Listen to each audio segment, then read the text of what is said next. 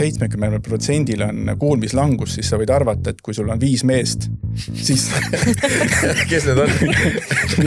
noh, ja nüüd hakkab see ümmarguse jutu ajamine. Aga mis selle mõte on? Hea kuulaja, aidake see tervikanalüüs põhja lasta.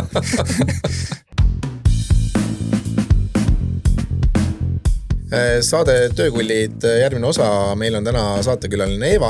Tere tulemast. Tere. Ja mina Siim. Sander. Ja Eeva, räägi, et sinu karjäär on tänas kestnud 10+ aastat. Liiga kaua ja peaaegu 15 aastat.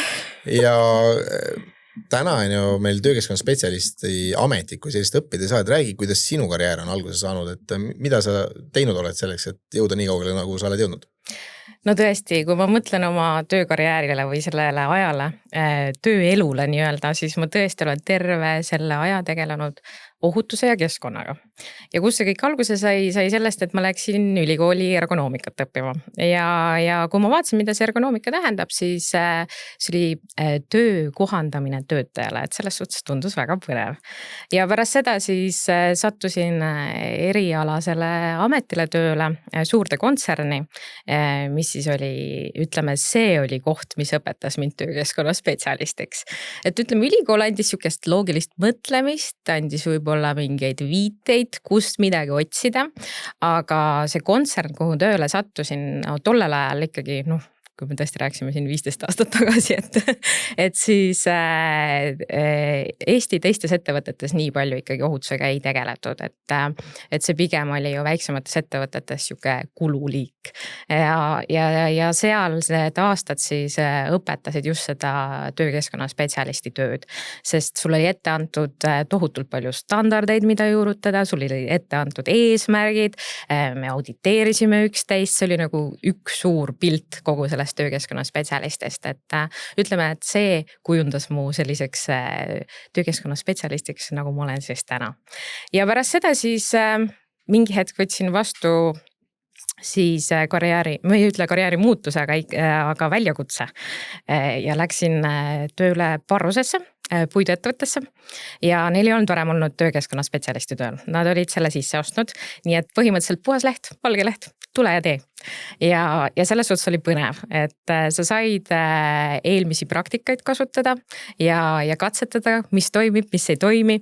Ja ütleme nii, et ma võtsin endale sihukese eesmärgi, et kui 3 aastaga midagi ei muutu, siis järelikult ma ei ole mingi muutuste juhtija. No okei, siis ma lähen ära. Kaua sa seal olnud oled? 5 aastat nüüd. Okei, ühesõnaga midagi muutus? Ja midagi on muutunud tõesti ja tõesti tänaseks päevaks ma otseselt töökeskkonna spetsialist ei ole, et natuke ampluaad suurendanud, aga ohutus on ikkagi teema, millega ma tegelen seal.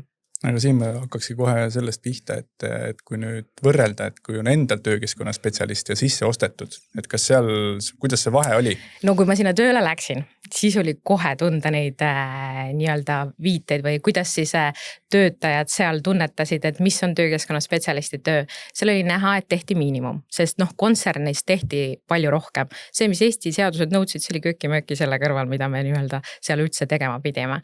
Ja kui Varrusesse tööle läksid, siis oli seal täpselt samamoodi, et ma läksin ja ütlesin, et kuulge, teate, ma teen teile ise riskianalüüsi ja kõigil oli nagu, et kas me võime seda ise teha või? Et kas ei peagi olema 3.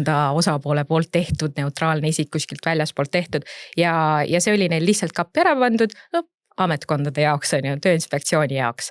Et see mõtteviis oli hoopis teine või et kui midagi kuskil juhtus, on ju, et siis, et see väike asi, et ja nad ei vaadanud seda suurt pilti, ütleme nii, et nad ei olnud kunagi numbreid kokku löönud või et kui palju meil midagi juhtub, palju intsidente on, et lihtsalt mõtlesin, et pole vist ammu midagi juhtunud, päris hästi on. Aga kuidas töötajad sind vastu võtsid, et lõpuks me ju teeme töökeskkonna spetsialisti tööd ikkagi nende jaoks? Jaa. Kuidas see nagu muutus just teenus versus siis päris oma inimene majas? Mis need alguse väljakutsed olid? No ma ikka tahtsin sulanduda massi. et ma arvan, esimene aasta ikkagi võttis selleks, et ma tahtsin ise õppida nende töökeskkonda tundma, mitte et ma tulen, panen teile mingid reeglid paika, nii hakkab olema. Sest kui ma sinna läksin, siis hakkasid kohe jutud käima, et tuleb mingi Eeva hakkab meie Elkur Veste nüüd kontrollima, siis ma kogu aeg naersin sellele, ma ütelnud, et ma ei hakka seda tegema, väga tore, kui te nii arvate, meil ongi teatud reeglid, mida me peame ka ju täitma, aga ma ei läinud selle mõttega, et ma lähen nüüd ja hakkan nüüd kavandama või mingeid vägesid juhtima. Ma üritasin pigem ise sulanduda massi, vaadatagi õppida neid tundma, mida nemad seal teevad, kuidas nad võtavad kõik uut vastu ja mida nad üldse praeguseks üldse teinud on. Ja pannagi statistika kokku, et jõuda ka juhtkonnani, et mis asjad meil on võib-olla tähtsad on, et kas me peaks nende asjadega tegelema või mitte.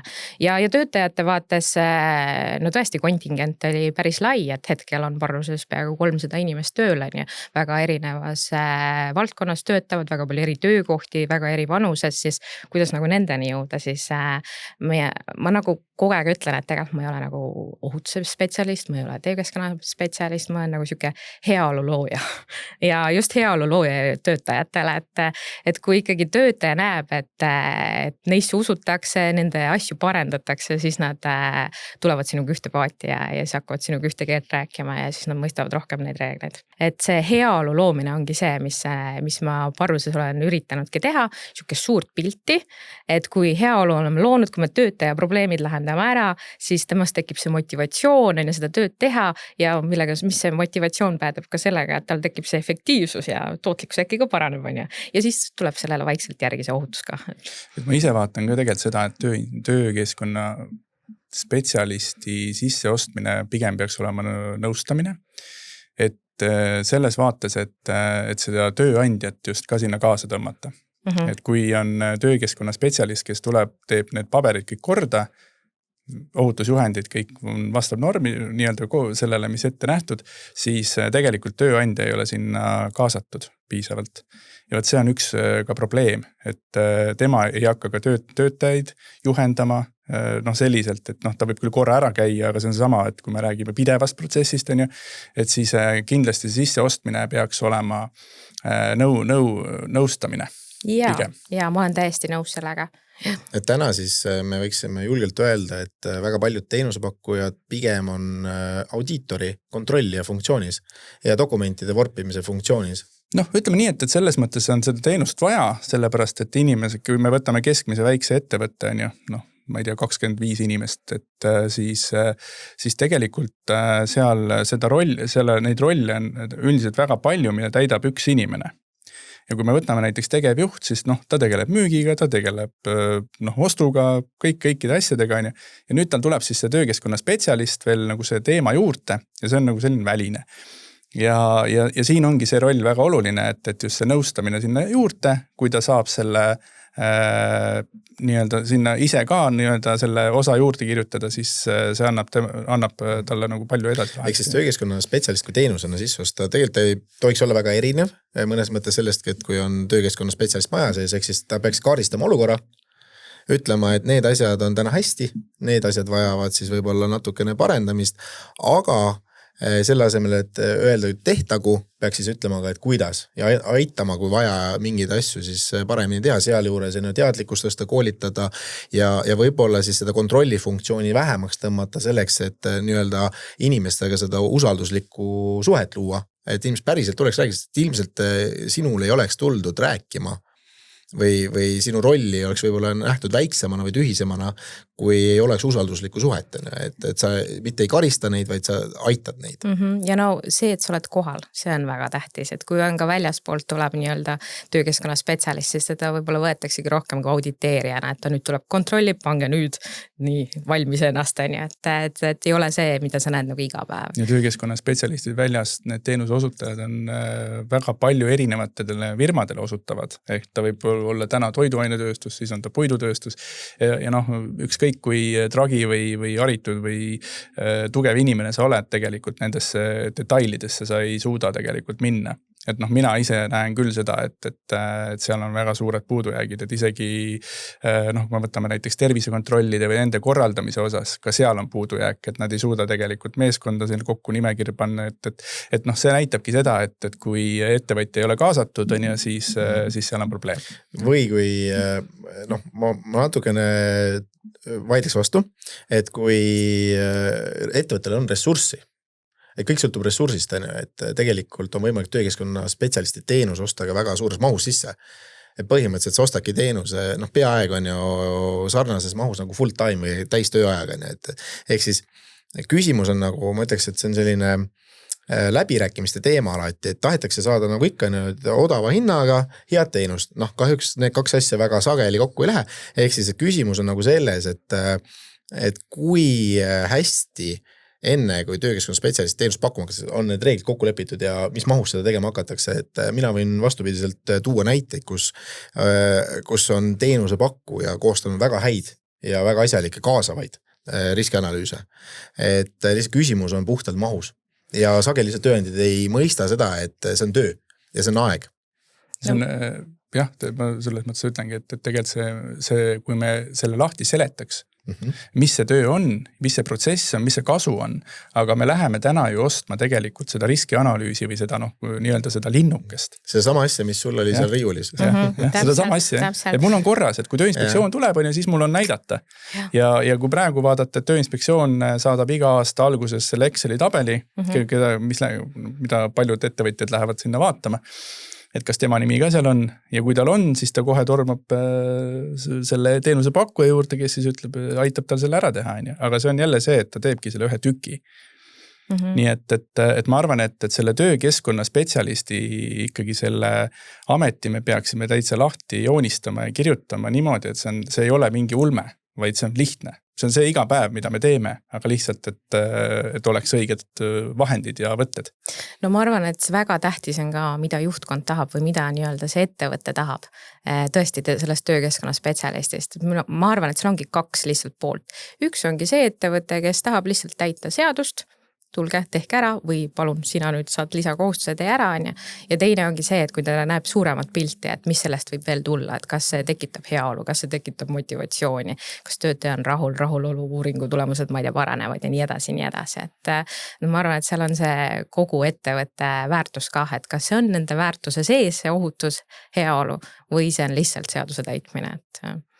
Ehk siis tegelikult töökeskkonna teemade see on müümine. See on idee müümine või see on teema müümine juhtkonnal või juhtidele, et ütleme, töökeskkonna spetsialist peab olema ka siis natukene sellise müüja rollis, et ta peab oskama või suutma ja tahtma ka müüa enda tegevust, sellepärast, et kui seda ei tee ja leppidagi sellega, et seda on kogu aeg tehtud täpselt sellepärast, et seadus oleks täidetud, siis tõenäoliselt sinnamaani ta jääb ka, sest et ei ole mingit põhjust ju tööandjal, kui ta ei saa aru, miks on seda rohkem vaja teha, kui seadusest kaugemale, siis seda ei juhtu lihtsalt. Ja ta ei ole käega katsutav, nii nagu siin oligi, et 5 aastat on nad juba käinud, on ju teinud tööd seal, et see on pikk protsess, et see võtabki, ütleme, esimesed 5 aastat, nüüd oled sa sisse sinna sulandunud, nüüd sa saad hakata nagu oled oma inimene.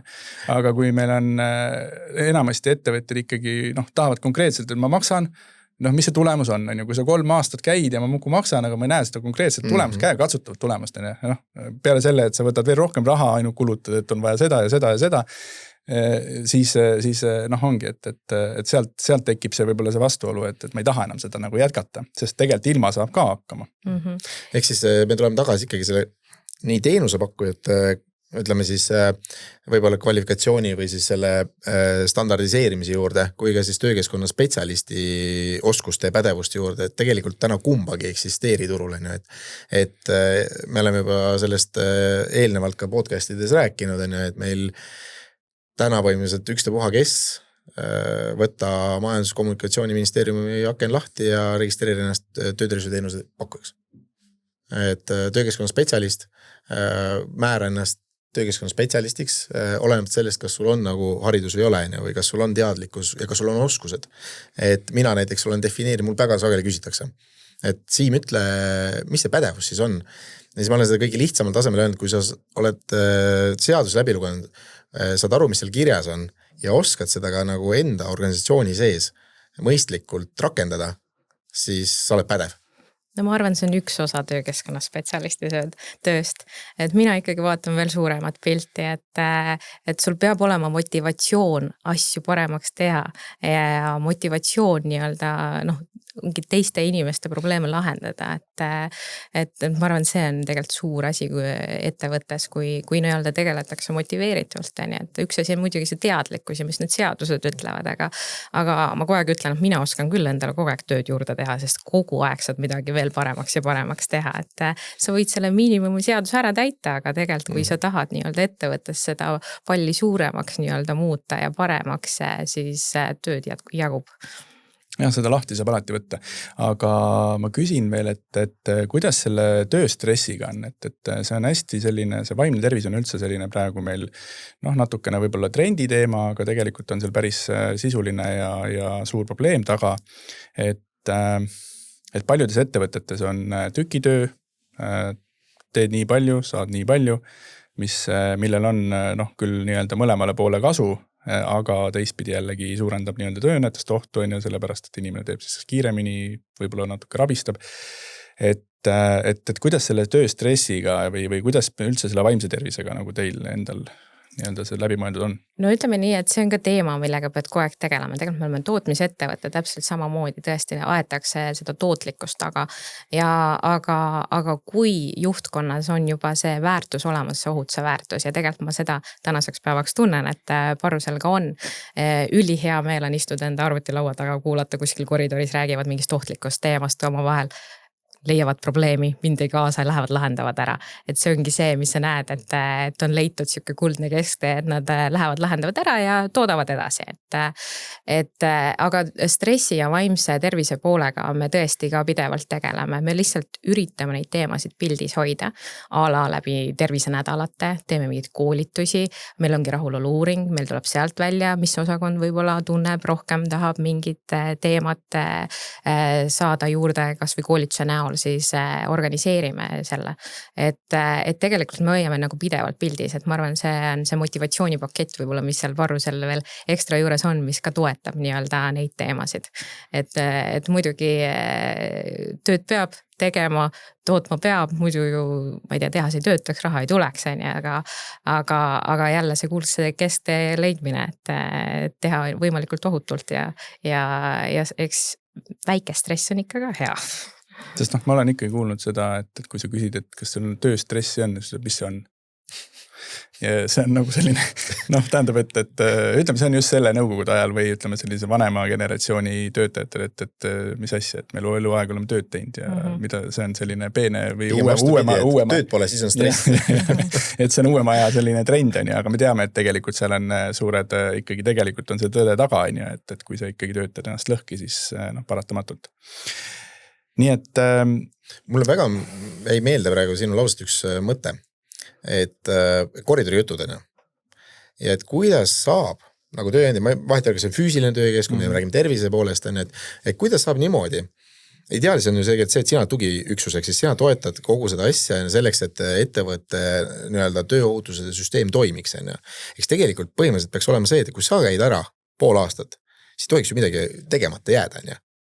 On nii? Ehk siis need samad, et kuidas nüüd Eesti tööandjad, olemata sellest, kas ta on väike, mikro, suur, et mis sinu arvates on see võluvits või selline lähenemisviis, et inimesed hakkaksid ise tegelema iseenda ohutusega? Sest tegelikult see on see, millega saavad näiteks väike ettevõtted, tööandjad tegeleda, et anda see palju üle töötajatele, sest et kui tal on 7 või 12 ametit ja ta peab veel iga inimese personaalse teemaga tegelema, ta ei saagi, see firma ei eksisteeri üks päevana. Et kui sul on mingi ägedaid näiteid, mingi praktikaid, et kuidas nagu väike ettevõte või vahet ei ole, mis suurusega ettevõtted suudaksid nagu töötajad ise ennast motiveerida, ennast kaitsma, siis oleks tore kuulda.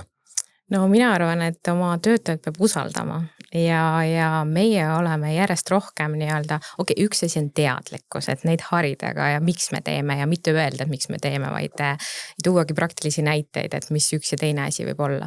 Aga just, et seda vastutust viia järjest allapoole nii-öelda tehase vaates, nii-öelda tootmistöötajate tasemele. Ja kui inimesed võtavad nii-öelda vastutust siis ja juhtkond näeb, et see on väärtus, siis nad hakkavad nii käituma. Et tõesti, meil ka tänaseks päevaks igal särgil on taha selja peale kirjutatud ohutus algab minust ja seda 5 aastat tagasi ei olnud ja ega see ei muuda ka ohutust, aga ütleme, need esimesed aastad tõesti, see on pikaajaline protsess, et neile suuta selgeks teha, et see ei ole ühe inimese töö, et see ei ole ainult Eeva teema, et kui ohutusest räägitakse, et see ongi igaühe teema ja tõesti, mis meie tegime, mis väga töötas, mida me nägime, olid, kuna meil on tehas, meil on palju tootmistöötajaid, meil on palju osakondi, mina võisin seal ringkäike teha, oma pilguga vaadata seal neid isikukaitsevahendeid ja seadmeid ja turvaväravaid ja nii edasi, aga mis tegelikkuses toimub selle 8 tunni jooksul.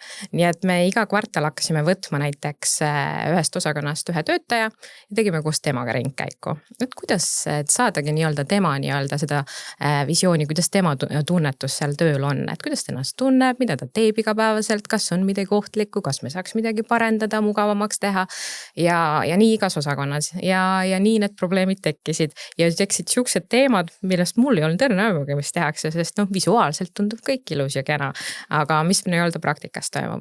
Ja kui töötaja saigi kaasa rääkida ja ta nägi, et järgmiseks kvartaliks olid probleemid ära ka lahendatud, siis tekkiski motiveeritus, et väga hea on ja ma ütlen teine kord ka siis on ja siis juba tulidki need koridori jutud ka lõpuks. Et see kasvatamise asi ja ma näen, et generatsioon on siin ikkagi väga suur teema, et me saame võib-olla päästa ära seda järgmist generatsiooni ehk tulevikku. Sellepärast, et need, kes meil on ikkagi juba sellest, nagu ma enne ütlesin, nõukogude ajast või sellest mitte nii-öelda teadlikust tööohutusest, et siis seal neid on nagu väga raske ümber õpetada, neid saab, aga lõpuni on keeruline, sest ikkagi tööandjad ütlevad, et ma panen talle kõrvaklapid pähe ja keeran selja ja uuesti jälle tuleb panna uuesti. Et see on niisugune kordusasi ja kaua sa teed. Et see on see sama asi, et kui sa oled väike ettevõtja, siis sa ei saa istuda seal tooliga kõrval ja mehel kõrvaklappe pähe panna. Nii et see hakkab, ma arvan, et see ongi see, et see ohutus järjest kasvab ja see on oluline, et me täna seda teemegi tõsiselt ja süvenevalt, et need suured ettevõtted, meil on ju konverentsidel tuuakse tihti neid esile kõiki ja see natukene ärritab neid väikseid ettevõtteid ja mis te mulle sellest suurest ettevõttest räägite, kelle tohutud käibed on, et mul on siin põhimõtteliselt laes 4 pirni, millest üks põleb. Kui me vaatame niimoodi kulude kokkuhoiust, et kuidas ma siis selle veel saan katta. Nii et see on see mure, aga igal juhul sellega peab nagu edasi tegelema. Aga alati on töökeskkonnas neid inimesi, kes võib-olla tahavad vastu töötada, et näiteks 5S on ka minu meelest väga seotud ikkagi ohutusega, siuke töö korras hoid. Ja kui me läksime töökotta 5S-iga, kus on ainult tehnikud, mehaanikud, vanemad, nooremad, siis oli väga palju algselt negatiivset tagasisidet ja öeldi, et ei, siin me ei suuda teha seda, me ei suuda teha. Ja kui me olime ära teinud, siis oh my god, aga tänaseks päevaks ikka veel toimib ja nüüd nad hoopis rõõmsamalt räägivad, et tõesti kuule, ma leian oma asjad ülesse ja tegelikult on ju loogiline, et ma panen selle asja pärast sinna kohta tagasi. Ja üks viis, kuidas võib-olla seda nakatada, seda tööohutust ja seda järgima on see, et kui meil on suured ettevõtted, kes hangivad väikestelt, siis ma olen näinud väga palju selliseid, kus ongi see nõue selline, et kas sul on eriti, mis on, ütleme, kus siis Tallinnas seal sadamad ja kus on see nii-öelda rahvusvaheline, sul peab olema tervisekontroll tehtud, näitad ette, et sul on olemas tõend. Siis kas sul on seda, kas töötajad järgivad seda ja lähevad niimoodi vestidega mehed. Ehk et võib-olla see on ka see, kus see sunnib, et ma tahan, mul on seda tööd vaja ja sellisel juhul see tööandja peab hakkama juba neid ohutusveste ja kõrvaklappe muretsema. Pluss on see, et seal sees nüüd kui see hange või ütleme siis need töötajad lähevad sinna töökeskkonda, siis seal käib juba see täiesti nii-öelda selle järgi, kuidas peab olema. Ja ma olen näinud, et päris paljud ettevõtted ongi nagu hakanud ise ka juba harjuvad ära vaata sellega, sest hanked on pikaajalised aastaid ikka tavaliselt. Ja ma toon ühe näite teenusepakkujana. Käisime kliendi juures, kliendi töötajatega rääkimas, lihtsalt tutvumas. Ja siis rääkisime ohutusest lihtsalt, et küsisin mingeid küsimusi ja seal nad olid käinud ühes Eesti suurettevõttes, kus neile iga päev tehti mingi koolitus, mingi kontroll, ühesõnaga nõuti. Ja nad tõid seda kui väga head praktikat, tegelikult töötajad väga tahtsid, et ohutus oleks nagu, sest et see on nende pärast, nad tegelikult neile väga meeldis. Aga samas, kui nad rääkisid nagu lihtsalt ohutusest, siis neile üldse see ei meeldinud. Ehk siis, et neil oli väga selline, kus ma ütlen, vastuoluline maailm, et nad nägid nagu mingit enam-vähem perfektset asja enda arvates, neile väga meeldis seda näiteks tuua, et seal oli kõik väga ilusti, aga siis, kui nagu nad hakkasid ise enda peale nüüd tol hetkel vaatama, siis tegelikult nad said aru, et tegelikult ikka nad ise nagu veel ei ole sellel tasemel, mis sest, et nad kuu aega olid nagu selles keskkonnas ja sunnitud olukorras. Nii et ja see inimloomusel ilmselt on vaja aega. Ja eks see inimloomus on ka natuke laisk, et kui sa mõtledki, et nagu sa enne tõid näite, et lähen pooleks aastaks ära või aastaks ära, siis mingisugune kontroll peab jääma, et nagu see ongi kõrvalt, et ma tunnetan ka praegu, et ma olen lihtsalt kõrvalt natukene pushin neid takka, et kuulge, vaadake uuesti sinna peale, seal kõik nagu toimib, aga sa oled lihtsalt nagu väike konsultant seal kõrval. Kahjuks inimene on selline, et kas 89% inimestest vajavad kellegi teise tõuget, et me ei saa nagu ilma, et ja iga süsteemi üks osa on see, et planeerid ees kontrolli ka, kuidas läks ja parenda siis. Et võib-olla paar asja võtaksin veel lauale, et paljud tööandjad on võtnud seda isikukaitsevahendite kasutamist selliselt, et annavad inimesele need kõrvaklapid, toome näite, ja võtavad allkirja, ma olen kätte saanud ja ma kasutan. Ja nüüd tema arvates, siis tööandja arvates, tähendab see tema jaoks nagu lahendust. Et nüüd see, mina olen sulle andnud, sina ütled, et sa kannad ja rohkem ma ei pea jälgima, kuigi mees ei pane neid kõrvaklappe. Ja siis oli mingi tööinspektsioon selles mõttes ütles niimoodi, et see ei ole nagu õige, et tööandja ja töötaja ei saa kokku leppida seaduse rikkumises. Ehk et ikkagi see nii-öelda arusaam, et ma olen sulle need asjad kätte andnud, see on sinu asi, vaid tegelikult on nii, et ma paranda, kui see ei ole nii, et sa pead seal selles minu töökeskkonnas täitma neid asju, sa pead neid ka kandma, kui sul nad välja antud on. Mitte see ei piisa ainult sellest, et mul on sulle allkirjades antud, et ma ei tea, kuidas sa seda kommenteerid? Jaa, täpselt nii ongi.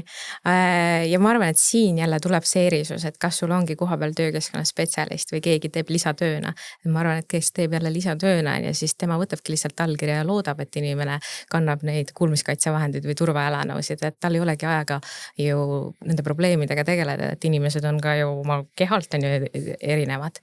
Ja kuna meil on ikkagi töökeskkonna spetsialist olemas, siis me alati ütleme, et meil on nagu ühed variandid, aga me alati tuleme vastu, kui palju on muutunud üldse tööriiete isikukaitsevahendite maailm turul, ja me oleme seda ka välja ütelnud töötajatele, kui teile üks asi ei meeldi või kui te leiate kuskilt, mis on nagu nii äge asi, et võiks meil toimida, siis me oleme täiesti nõus jälle katsetama ka uusi asju. Nii et jällegi me oleme nagu siuke, jälle nagu ma ütlesin, et kui ei toimi, tule tagasi, leiame lahenduse, räägi, mis probleem on, vaatame, pakume sinna mingeid asju juurde, ja kommenteerides seda sama asja, tegelikult seadus on väga konkreetselt kirjas ju, et kui sa oled mingisuguse reegli, mingisuguse asja kirja pannud, siis sa pead ka kontrollima selle reegli täitmist. Eks põhimõtteliselt, kui sa oled kirja pannud, et inimene peab kasutama kuulmiskaitset, sa pead ka kontrollima seda, et ta päriselt kasutab seda. Ehk siis võib-olla mõte tööandjatele, et ärge igasugust jama nii-öelda ohutusjuhendites ja asjadesse pange, sest et te peate pärast hakkama seda täitma ise. Te olete ise endale selle kohustuse pannud. Ehk siis mõelge läbi, mis on pragmaatiline, mis on praktiline ja täitke seda osa. Ja selle kõrvaklappide juures veel on suure ringi küsimus see, et päris paljudel töötajatel, nad ei taha tavalisi kõrvaklappe, nad tahavad raadio või siis kasutavad oma nii-öelda siis muusika kuulamiseks ja tegelikult minu arvamus on see, et see ei ole õige. Sellepärast, et töökeskkonnas on sul väga palju häirivaid, sa lähed ju oma selle, sa kuulad, seda podcasti näiteks praegu, väga tore, kui seda kuulub, aga tegelikult see viib su mõtte nagu mujale, kui sa oled tootmise liini peal, et see võib tekitada sellist, seal võib tekkida ajali olemist või sellest tööprotsessist eemale mõtlemist, et sellest ei ole päris paljud tööandjad nagu lahti saanud, et nad lihtsalt lubavad, kuula siis, kui sa vähemalt sa kannad, vähemalt on sul, kas nad on dropid aga sa saad nagu selles mõttes, sa kasutad neid, on ju. et noh, ma mõtlengi, et kuidas see oleks, et kas see on õige või vale? No on üht ja on teist. See on jah siuke asi, mida ma olen kogu aeg mõelnud, et täiesti loogiline, et kui sa paned sinna muusika ka olenevalt töökohast, ongi mingid ohud suuremad, sa võib-olla tõesti ole nii tähelepanelik, sa ei tea, mis su ümber toimub, sa ei kuule, mis su ümber toimub, aga teistpidi töökohad on väga erinevad. Ma arvan, et siinkohal peaks tulema tagasi sinna riskianalüüsi, et ikkagi mõtlema läbi, et kas see töökoht tõesti on siukene väga monotoonne, oledki seal üksinda mingi ühte kindlat tööd teed, et miks sa ei võiks siis kuulata motivatsiooni tekitamiseks siis väikest muusikat juurde. Muusikat selleks, et lehmad rohkem piima annaks. Et tegelikult see sõltub, ma olen täiesti nõus, see sõltub tööst ja töö iseloomust ja eriti oluline võib-olla on see sellele, et kellel on loovtöö. Ja on ju neid, kelle üldse muusika ei meeldib, kelle meeldib vaikus. Aga siin ma mõtlengi just tootmist, sest ma väga olen ka päris paljudel tootmisettevõtetes käinud ja just seal, kus ongi probleem. Et mul kõik tõstukid sõidavad, kraanad liiguvad. On olemas tehnilisi lahendusi. Et noh, lihtsalt, et see on see küsimus, et tööandja ütleb, et aga ma ei suuda talle seda nagu selgeks teha. Et tegelikult on olemas tehnilised lahendused, et see küll ei ole, ütleme, päris see vastus, mida sa ootad või mis sinu peas on, aga tegelikult on isikukaitsevahendites on, mis on standardiseeritud ja sertifitseeritud õige standardi järgi, nendel müratase, ehk siis muusikatase, müratase ei lähe üle 82 detsibelli. Ehk siis seal ei saagi tekkida ülenormatiivset mürataset, see on maksimum. Ehk siis kui tööandjad üldse nagu kaaluvad seda mürakeskkonnas, siis nad peaksid kaaluma seda varianti. Et aga loomulikult ma olen Eevaga ja ka sinuga nõus selles mõttes, et siin nagu see tähelepanu teema on ja jääb, et kui sul on ikkagi ümberringi tõstukid, masinad, teised töötajad ja sul on vaja kommunikatsiooni ja sul on vaja kuulata, mida teevad, sest üks põhjus muide, miks inimesed ütlevad, et kuulmiskaitsmid ei kasuta, miks nad just ei kasuta, on see, et ma ei kuule, kui masin teeb mingisugust imelikku asja. Ja siis see on muidugi selline vabanduste hulka kuuluv teema, aga seal on osa ka tõde, et nad peavad teatud asju kuulma. No ja kui rääkida, et muusika segab, siis tegelikult meie näitel võtta, siis meil on ka igal pool tehases, kui töö käib, siis müra on üranormi, mingid kuulmiskaitsevahendid pead kasutama. Aga on siis teatud töötajad, eriti operaatorid, kellel siis peabki olema kogu aeg side oma vahel ja nad kasutavad kuulmiskaitsevahendid raadiosidega. Aga on tekkinud ka probleem, et võib-olla seal hakatakse liiga muid jutte ka rääkima ja samamoodi võib ju viia sul selle tähelepanu kõrvale, et kas see on ainult tööjutt ja kui pikalt peaks jutustama, kas väikse muinasjutu ära rääkima sellest töökohast või ütlema konkreetselt, mis teema on, et muusika on üks asi, aga üldse kogu see kommunikatsioon. Jõudsime tagasi psühhosotsiaalsete teemadeni. Jõuame stressini tagasi. Aga selline amet nagu tööpsühholoog, et see ei ole väga palju saanud sellist kõlapinda, et miks ma selle välja toon just selle mõttega, et ma olen konverentsidel, koolitustel kuulnud esinemas, et kuidas selline inimene on olemas ja selline amet, aga kas teie ettevõttes või on selline kokkupuude? Ei, meil kahjuks ei ole. Meil oli ta küll kindlustuspaketis sees, kus inimesed said pöörduda tööpsühholoogi poole. Aga kuna me asume Võrumaa metsade vahel, siis seda ravikindlustust nii palju kasutatud ja see võeti küll maha. Aga kui on hetkel üksikuid probleeme, siis me leiame neile konkreetse siis lahenduse, et ühesõnaga tegeleme nende teemadega isikuliselt. Suunate siis kellegi spetsialisti juurde? Jah, oleme suunanud kui inimene ise seda soovib, et midagi peale sundida jälle ei saa. Jah, et Tallinna Tehnikaülikooli poolt tehtud uuringutes oli ka, et eestlase põhimure on see, et tegelikult ei taha üldse rääkida nendest teemadest, et rääkimata selle, et tahaks veel kellegi võõral rääkida, et teda ise neid väljagi öelda, enda sees ka mitte. No tegelikkuses üldse, kui rääkida sellest ohutusest või sellest vaimsest tervisest ja kõik need koolitused, mis me teeme, tegelikult tahakski ju nende teemadega jõuda inimeseni, et ta ise mõistab seda ja et ta ei käituks niimoodi ainult siin töökohal, vaid ta viib selle koju ka kaasa ja naabrimehele ka kaasa, et nii-öelda see suurem pilt on ja kogukonna pilt, et ta viibki kõik need teemad nii-öelda edasi, et siuke teadlikkuse üleüldine tõstmine. Et ei ole nii, et pühapäeval hakkan puid lõhkuma, et siis on õllepudel kõrval ja suit sees, et ja prätud jalas. Ja prätud jalas ja ja abis on 12-aastased lapsed ja et aga kusjuures tegelikult päris paljud tööandjad on öelnud mulle, et mina võin siin kõik, mul on kõik normis, mul kasutavad inimesed isikukaitsevahendeid, aga ta teab, eriti väike kogukonnas on ju, et aga ta ju keevitab autosid vabal ajal ja seal ei ole tal ei maski, ei mitte midagi ja tegelikult ega see tervisekahjustus ju tekib igalt poolt on ju, et see ei ole nii, et kas sa nüüd olid sealt, said selle või sealt, et kui ta ikkagi seda teeb nädalavahetustel iga kord ja täiesti isikukaitsevahendid ei kasuta, et siis tema tervislik kahjustus on suur ja pluss veel siis elustiil on ju, et tegelikult me peame vaatama seda, et kui palju inimene ise oma tervist rikub. Et see on siis ka kõik alkoholi tarbimine, suitsetamine, et mis ei ole nagu tööga seotud, aga see tööandjale natuke tuleb nagu kaasa. Et siin on, aga selle vaimse tervise koha pealt on jälle üks niisugune teema ka, et on see vaimse tervise küsimustik on ja mida siis tervisekontrollis peaks siis nagu siis läbi viima. Et mina nimetan seda ebaõnnestunuks lahenduseks, sellepärast, et nagu sa ütlesid, eestlane on kinnine ja meil ei ole seal päevi aega oodata, kuna me selle inimese lahti saame võtta nii-öelda vaimselt on ju, et psühholoog tähendab ikkagi seda, et või kui me tahame hakata neid teemasid lahti arutama, siis see on aeg, et sellisel lihtsal küsimustikul ei ole nagu üldse nagu mõtet. Räägitakse ju 10-20 seansist, et millal inimene alles nagu päriselt avaneb ja hakkab nagu iseenda sisse nägema. Ja seal siis ongi see, et jälle toon, et töötervise arst on ju, kes vaimse tervisega ei ole väga palju kokku puutunud, eriti meil on ka skaala natuke laiem on ju, et ühe võib-olla on, teised ei ole. Et kuidas siis tema suudab selle lühikese ajaga nagu ära teha, et mina ütlen, et kui inimesel me ju töötervishoius näiteks tervisekontrollis, kui me reeglina vaatame läbi ikkagi terveid inimesi.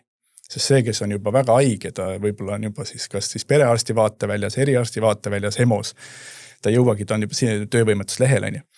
Nii et seal see küsimustik tekitab väga palju probleeme tööandjates. Ja siis nüüd seadusandja tüdrukud Sotsiaalministeeriumis või kus nad seal on, et see on ilusti kõik välja töötatud, sest mõtteid on olnud, aga reaalselt seda ei ole võimalik ellu viia, et kui me, nagu me ütlesime, et meil on väga palju erinevaid inimesi, kui meil on 75-aastane inimene ja hakata talle vaimsest tervisest rääkima, siis ta ütleb, et kuu peale. Ja ma arvan, siin on see aususe teema ka, et kui sa tead, et sa lähed töötervishoiu kontrolli, sa tead, sul võib-olla ongi mingid teemad, et võib-olla inimesel tekib ka hirm, et äkki nad ei tahagi mind siia enam tööle, et kas ta ikkagi märgib sinna ausalt, et kas on madal või kõrge. Täna nagu selles mõttes tervisekontrolliga on nii, et kuna meil on digilugu on ju, et siis kõik asjad on võimalik välja võtta ja inimene enam ei saa öelda, kuna deklaratsiooni küll täidab ta ära, aga samas need andmed jooksevad kohe nagu arvutis ette, et siis, et kui mees ütleb, et ma alkoholi tarvitan kord aastas ja siis on sul seal vaatab vastu, et liig alkoholi tarbimine on diagnoos välja pantud, on ju. Et ega me ju ei tahagi, vaat see on sama näide, et me ei taha välja öelda, et ma seda olen, aga et selles mõttes on see nagu paremaks läinud. Nii et see tervisekontrollis, see tõe andmine, see on kindlasti nagu küsitav ja ma arvan, et see on ka ennetuslik tegevus täna, et me ei saaks sealt nagu mingit täit tõde võtta, et see nüüd tervisekontrolli arst või siis töötervise arst on siis selline maailma naba, kes siis kõik asjad nagu ära lahendab, et praegu see seadus kuidagi on pandud niimoodi sellise pitseri, et see on see tala või post siin maamärk, et. Aga võib-olla oleks hea kord küsida, et mida Eeva üldse täna töötervishoiu, ütleme siis, me räägime tervisekontrollist, et sellest süsteemist kui tervikuna, mida sina arvad? No seal ongi, mul on olnud ka nii-öelda oma tööpraktikas ka teistsugust nii-öelda probleemi, kus töötaja ütlebki, et oi, see töökoht on mind nii haigeks teinud ja ma ei suuda siin töötada, et aga mina olen riskid ära hinnanud, vaadanud, et võib-olla nii hull ei olegi ja motivatsioonipakett on olemas ja ma ei tea, mis ta teeb oma igapäevaelus tõesti, et siis on küll see koht, kus oledki saatnud uuesti töötervishoiuarstile, et tema näeb ju suuremat pilti, mina ju ei tea neid terviseandmeid nii-öelda, et selles suhtes on hea, et ta on olemas, aga jah, et kui vaadata tervisekontrolli otsustele peale, siis nad võib-olla on liiga üheülbalised, võiks olla võib-olla mingit rohkem konkreetsust väljas, töötervise või nii-öelda nende analüüsi tulemustega ja uus kuum teema ongi ju see töötervishoiu analüüs, mida nõutakse, tervikanalüüs, kuna seadus nõudis, siis me tegime ka selle ära, on ju, küsisime ka oma tervise nii-öelda seal teenusepakkujalt ja kahjuks ta midagi uut mulle juurde ei andnud. Et see oligi analüüs mu enda tehtud riskianalüüsist. Teemad välja toodud, mida ma niikuinii teadsin, millega me niikuinii tegeleme, et on küll olemas tõesti, võib ka öelda ametkonnale nüüd olemas, aga me juba tegelikult teadsime neid teemasid ja tegeleme nendega. Kui sul oleks täna võimalik panna nagu nupp, et kas tervikanalüüs alles ette või põhja lasta, siis kummal nupule võetakse? No minu jaoks ta tõesti mingit kasu ei toonud. Ehk siis põhja. Ja tegelikult, kui sa võtad näiteks, et teenuse osutaja vaatest, siis täpselt samasugune seis on. Et mida sa sinna siis kirjutad? Et sinna ei ole lihtsalt midagi lisada, sest tegelikult on ju nii, et kui teenuse osutaja on teil partner, siis kõik jooksvad küsimused, saab helistada, rääkida, mul on see mure, mis ma taga teen, kas me vaatame üle selle asja, kuule, lähme vaatame töökeskkonna üle, kaasame töökeskkonna, ma ei tea, nõuniku. Jooksvalt. Probleem, case by case. Et see, et me teeme nüüd, see on nüüd 3 aasta jooksul, pead 1 korra tegema selle analüüsi. Ma saan aru, mis see mõte on, aga tegelikult on ju see, et seda sõnakasutust, miks ta ei saa sinna väga palju detaili tuua, on see, et meil on andmekaitse. Ja andmekaitse ei luba terviseandmetest ühtegi sõna rääkida, nii et tegelikult, kui sa ütled, et meil on 70% on kuulmislangus, siis sa võid arvata, et kui sul on 5 meest, siis kes need on? ja nüüd hakkab see ümmarguse jutu ajamine, aga mis selle mõte on? On ju? Ja siis tulebki, et kuidas seda siis teha? Ja tellija on riik, tegelikult, olgem ausad, tellija on meie, ehk siis meie kui ühiskond, et me ei saa sellest mingi kasu. Ehk siis hea kuulaja, aidake see tervikanalüüs põhja lasta. Et selles mõttes, et ei, ma ütlen, mõtte iseenesest kõik, ideaalis on mõtted õiged. Ma ei ütle seda. See on, ma saan aru, on tegelikult, mis see point on see, et viia see nii-öelda siis teenusepakkuja ja tööandja oma nii-öelda diskussiooni, et nad suhtleksid omavahel. Sest ma saan ka aru sellest, et väga paljud on nii, et kui sa lähed, ütleme, saadab tervisekontrolli, ütleme näiteks, ma ei tea, Tallinnas või Tartus sinna ma ei tea, haiglasse või sinna tervisekabinetti, siis ta käib seal ära, tuleb ta, otsus korras, on ju. Aga tegelikult see diskussioon jääb ära. Ja vaat siin ongi, et teenusepakkujatel peab olema oma meeskond, kes siis see ei ole arst, kes tuleb rääkima, see on ka võib-olla töökeskkonna spetsialist, vaata, kes suhtlevad omavahel, kuulajad, et vaatame selle asja üle, et siin on see probleem ja kaasame võib-olla siis nii-öelda pro-ohutuse juurde, et tal on jälle mingi teine vaade või mingi, et mis isikukaitsevahendid kasutada. Et mina näen, et see koostöö harjutamine, aga me peame aru saama, et me kõik on ju nii-öelda ärilises suhtes. Et kui sa tahad oma klienti hoida, siis sa suhtled taga nagunii. Mitte sa lihtsalt ei eira teda. Et see on see vahe, mis seal on. Aga jah, kahjuks on niimoodi, et see on selline üks tühi dokument. Et eriti mul on ju täna, meid on 5 tükki. Vahet jälle, mis tervikanalüüsi ma tellin, ma ikka saan aru, kellest jutt on. Et ma tegelikult ei taha teada kõike. Vähemalt mitte isikuandmeid ja ma ei tahagi terviseandmeid teada, aga ma ei tea, ma tõenäoliselt, kui ma näen, et tervisekontrolli otsusele midagi kirjas, mis paneb mingisuguse lipukese tööle, ma räägin kas selle inimesega või siis ma räägin arstiga. Et vähemalt minu lähenemine on selline. Et see asi peab olema praktiline, lihtne ja ta peab kuskile viima. Analüüsi pärast teha. Ja see töötervishoid on ju tegelikult mõeldud selle jaoks, et ütleme, riik on, põhimõtteliselt on ta niisugune esmane visiiditasu. Nii, käiakse, vaadatakse inimesed üle ja suunatakse nad siis edasi sinna süsteemi. Meil on ju perearst olemas. Meil ei ole ju mõtet töötervisearstil teha tohutult pakett analüüse, tööandja maksab selle kinni, läheb perearsti juurde, ütleb, et mina hakkan nüüd kõike uuesti tegema, sest ma ei tea, mis kuna te teinud olete. Ja vaat sealt hakkabki see dubleerimine. et mina arvan, et kui inimesel tulevad juba esmaselt tulevad mingid asjad välja, siis need sa suunadki sinna, on ju. Et see, et sul vererõhk kõrge on, tegelikult seda teab ta ise väga ise, on ju, ja sellega ta peab ise tegelema ka, et lõpuks vaatame, tuleme selle isikliku vastutuse juurde, et see tervis on minu asi, mitte tööandja asi. Et kui minul on tervis läbi, siis mina olen selle murega, mitte tööandja, et Parrus lihtsalt lõpetab ära, on ju, töösuhte ja läheb asi edasi, aga sina oled kodus. Nii et need riskid on selline. Et see, jah, et see vajab natuke nagu mõtlemist ja võib-olla siin ongi räägitud sellest, et ebakvaliteetsest nagu tervisekontrollidest ja kõigest sellest, aga siin, kui te ütlete, et siin, et see otsus on tühi, siis see otsus ongi sellepärast tühi, et sinna ei saa mitte midagi panna, sest kõik on andmekaitse.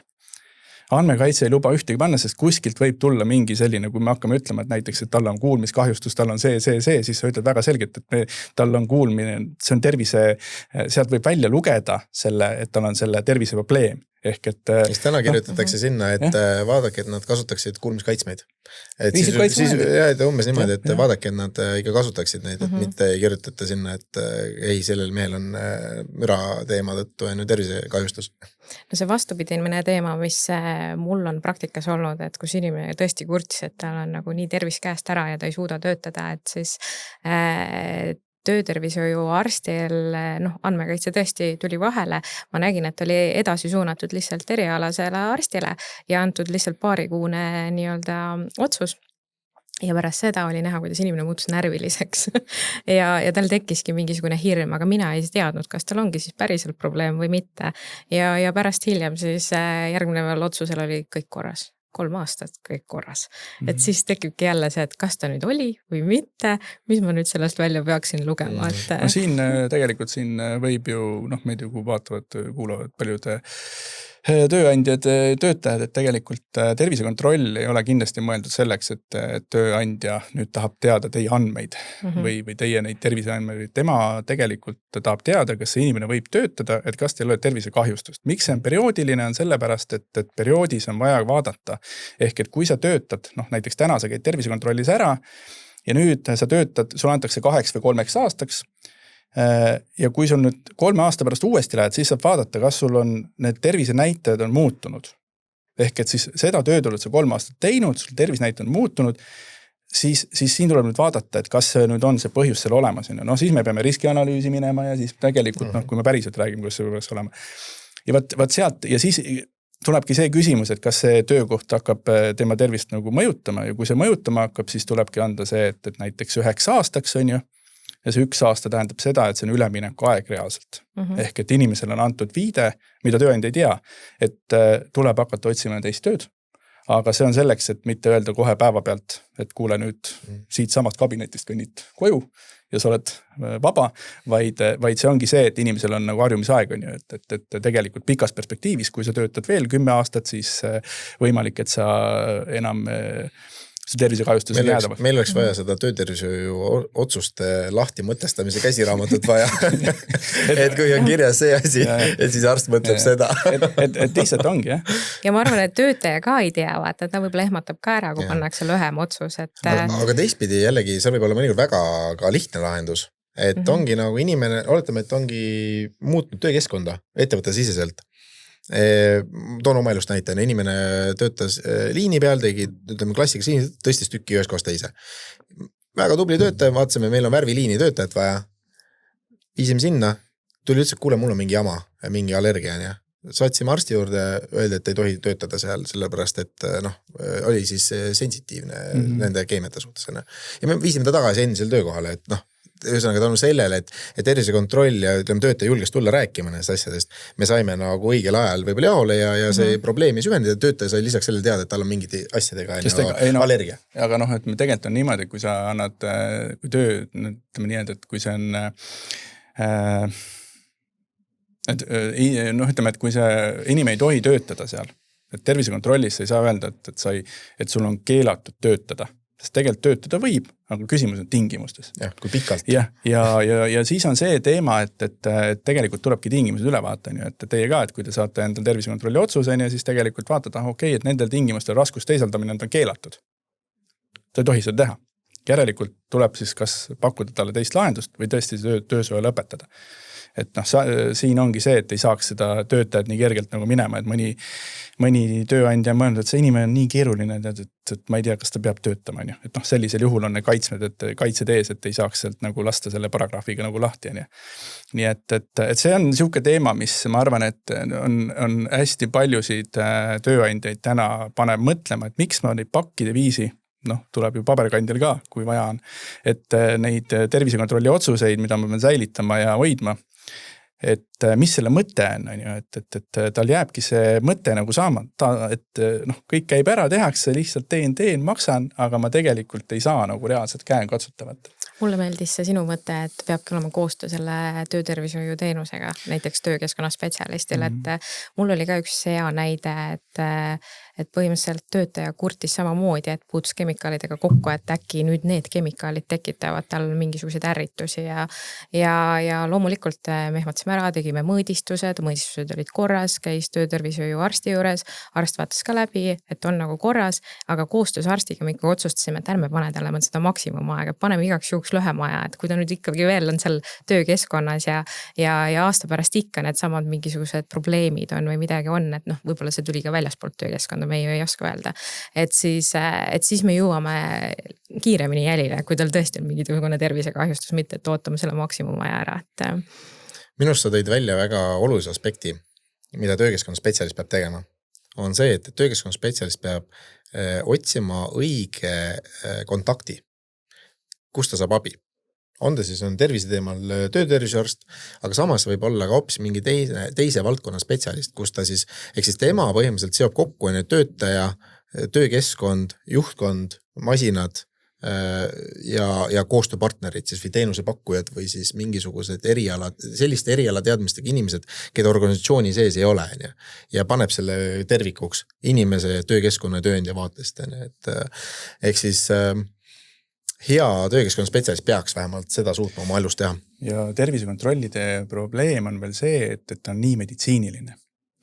Et me ei vaja topelt põhimõtteliselt perearsti teenus sinna. Ja meil on olemas riigi tasandil perearsti teenus, meil on kõik väga hästi korraldatud, inimene peab sinna minema, sest sealt saab ta abi. Ja siin ongi tegelikult, näiteks minu mõte on nagu see, et kui tervisekontrolli teenuse osutaja, näiteks tal tekib mingi küsimus, siis tal peaks olema partner, kas siis töökeskkonna mingi nõunik või teised nii-öelda sellised partnervõrgustik, kus ta saab põrgatada neid asju, et kuule, mul on selline asi, et mis me selle asjaga teeksime. Et see on see, aga praegu see on see sama, et see otsus sünnib suhteliselt kiiresti ära seal on ju ja plõks, aga keegi ei hakka ju otsima seda nüüd proovahutust kuskilt on ju, vaid et see on ikkagi ettevõtja võtab otse, aga ma arvan, et see peaks olema niisugune kolmnurk. Et ei saa olla väljaspool, ta on praegu kuskil teine tükk on ju, aga ja siis suhtlevad nemad omavahel räägivad, aga arst on mängust väljast, ta ei tea, millest ta räägivad. Ja siis me pärast hakkame tõlkima seda. Et see on see selline väga selline suur teema, et millest nagu inimesed võib-olla ja tööandjad ei saa nagu aru, et miks ma seda teen, neid just tervisekontrollide osas. Ja see töökeskkonna kõik see juhtimine, et see vajab sellist haridust ja ka tegelikult püsivust, et sellel lainel olla ja kaasata õigeid partnereid. Ja ma arvan, see haridus tuleb läbi praktika eelkõige tänapäeval. Aga samas võib-olla ikkagi on vaja midagi, ma mõtlen seda, et paljud ei lähe õppima ergonoomikat või tervisekaitset või mingisugust sarnast eriala, sest et töökeskkonna spetsialistiga ei saa õppida, et midagi ikkagi oleks vaja, mingisugust kvalifikatsiooni ikkagi oleks vaja, sest et suurtes ettevõtetes on vähemalt C+, et nad saavad, nad paistavad silma, nad saavad küsida, paljudel on grupid taga, kontsernid taga, nad saavad sealt nagu sina, said tegelikult väga palju standardeid ja infot ja koolitusi, aga väiksed nad tahaksid, aga neil ei ole teadmisi, oskusi, tööriistu. Nii et see on potentsiaal. Aga vaata, see koolitust on ka nii, et ma võin ju, ma võtan väike ettevõtja. Ma mõtlen, et okei, ma lähen käin koolitusele, selle 1 päeva olen ära. Siis ma tulen tagasi. 3 päeva. 3 päeva. noh, ma ütlen, et kui sa oled ühe päeva, et siis näiteks ma tulen tagasi ja mul on ju tegelikult, noh, selle koolituse ajal on mul juba telefoni. Absoluutselt. Et mul on kogu aeg olen seal töörütmis ja nüüd mul on see, et ma kuulan ju küll, ma saan aru, mida see, noh, et seda peaks tegema, aga kui ma jõuan siia nagu oma töörütmi, siis mul on, siin on vaja, tegelikult üks klient tahab mingit lauajuppi saada või kuskilt, et ma lähen sellesse rütmi ja mul läheb kõik see nagu meelest ära, on ju. Ja selleks ongi see, et tuleks välja siis endale kõrvale õpetada keegi, kes siis seda töökeskkonda juhib, aga tihti on need niimoodi, et kui sul on vaja märkida kuskil, ma ei tea, kas äriregistris vist on see töökeskkonna spetsialist. Tööinspektsioonis ja teenus. Jah, et siis sinna paneb tegevjuht, noh, mina. Noh, see on lihtsalt linnuke pandud, et see on korras.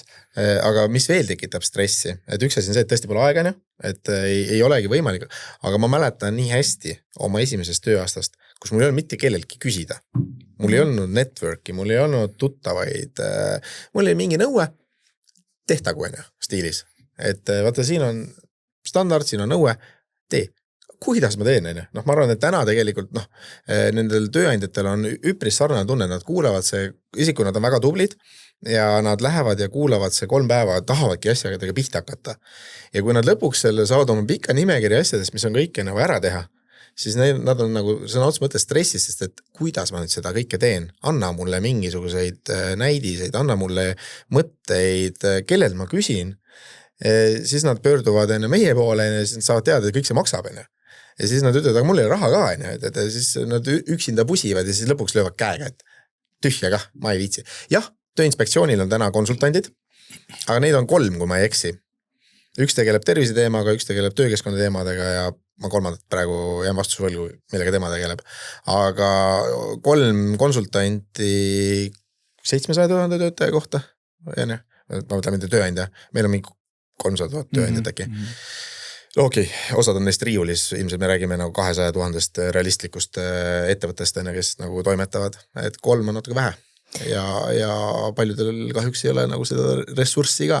Ja ma arvan, et ikkagi meil on see tunnetus siin nagu nii-öelda Eestis, et see tööinspektsioon on ikkagi see inspektor, kontrollija ja kuri inimene, et minul näiteks on tööinspektsiooniga väga positiivsed kogemused olnud ja nad annavadki võib-olla ka head nõu, et kui nad käivad ka meil niisama külas, et siis me saame ka nii-öelda vestelda mingitel teemadel, et ei tohiks karta neid tegelikult. Neid on küll vähe, aga ei tohi karta. No, just, et see tööinspektsioon on tegelikult ju, või tööinspektor on ju välisvaatleja, ega tema ei tea teie täpselt asja ja ma arvan, et see ongi see, kui see on niisugune nagu suhtlemise koht, et ma räägin, kuidas see asi on, saab, ta ise vaatab ka päris huviga, et ma ei olegi näinud, kuidas mingi liin töötab või mingi palk liigub teie vaatest, et siis ta läheb ka nagu selle sisse, saab targemaks ja tegelikult vaatabki, et teie olete ju, teil on võimalik enda kasuks pöörata see, et kui te teate rohkem, siis see suhtlus toimub hästi. Ja ma olen nõus, et tööinspektsioon on võtnud täna sellise ikkagi nõustava ja sellise toetava ja ma arvan, et see on õige, et me ei peaks kohe minema prõmmima uste taga, et ma olen kohal ja kõik käed ülesse. Et see on vale tee, et kui me näeme seda õiget, ütleme rahulikult tulemist ja tegelikult kaasamõtlemist, et okei, sul täna ei ole asjad küll korras, näed nüüd, sul on need puudused, tee need asjad ära, siis saad kõik korda, laenad sinna kuskil üles, siis ma vaatan ära, ma kinnitan ära, et tegelikult ma arvan, et selline inimlik suhtlemine, et see ongi see ka, mis viib tegelikult selle lahenduseni, et see hirmutamine tegelikult tekitab trotsi ja siis hakkadki pigem mõtlema, et ma lähen sinna pro-ohutusse, annan see raha ja siis ma viskan selle paki sinna lauale ja tegelikult tulemust pole ju mingit. Või võtan töökeskkonna spetsialisti tööle selle metsast Jaani, saadan 3 päeva selle koolitusele ja tee nüüd. Ja, mis on tegelikult Jaan läheb stressi ära, sest et see 3 päevana andis teada mida, aga mitte kuidas. Et nüüd, okei, ma tean väga palju nüüd, rohkem teadmistes on teatud hirm, et ma tean liiga palju nüüd, aga kuidas ma seda teen, anna mulle ressurssi, kus ma selle aja võtan, kellega ma koos seda teen, anna mulle siis selle riskianalüüsi põhi alla, et anna, et ja üldjuhul lüüakse käega ära, kahjuks. Nii, aga meie saataeg hakkab otsa saama ja tegelikult väga tore oli ja me puudutasime ju tegelikult erinevaid teemasid ja ma täitsa arvan, et vajalikke, sest selliseid mõtlepapanemaid kohti oli päris palju ja ma loodan, et järgmistel saadetes me saame tuua veel detailsemalt neid kui on muidugi soovib keegi teada saada sellest, on ju, aga et täitsa nagu selles mõttes oli huvitav. Ja, et saatevaatajad ärge unustage siis kommenteerida, likeida, share'ida, keerida ja me oleme siis YouTube'is tervisetasku.ee portaalis ja leiate meid Instagramist, TikTokist ja ilmselt ka tervisetasku füüsilisest asukohast, kui väga vaja, et tulge meile siia, koputage ukse taha ja öelge, mina tahan ka podcastis osaleda, nii et julge hundi rind on rasvane või siis haavleid täis. Aitäh, Eeva, et tulid. Aitäh. Aitäh.